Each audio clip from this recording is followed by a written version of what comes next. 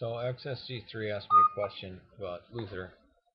A bit more statements. His brother is a Protestant that praises Luther, and he points out that if they would have if the Protestants knew anything about Luther, they would reject him.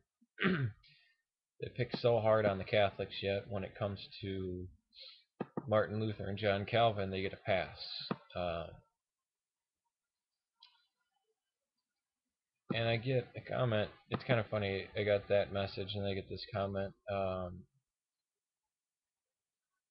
from this guy, Steve, and he says, if the RCC was correct, Luther wouldn't have had to cause a Reformation. Again, with Luther. Luther's just another Marcion. That's all he is. What can you take seriously? What can't you? From a drunken, depressed, manic depressive monk, which is what he was. He was like, oh well, what he said about the Old Testament, all the books of the Old Testament. Well, he just said that when he was drinking. Most of his theology came from him drinking. Yeah, I don't have much respect for Martin Luther. Very crass man, very full of himself.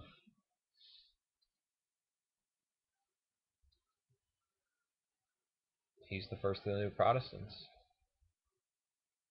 We had Gnosticism to deal with in the first 3 centuries. Actually, it kept creeping in over 1,000 years because you have the Bogomils, and then finally they made some inroads lately. The Gnostics did in bringing in the Ariel Toll House cult. But we have Protestants also to contend with. And it's very strange because the Protestants are reacting against Catholicism, which it sucks because I wind up having to defend the Catholic Church a lot more than I'd like to.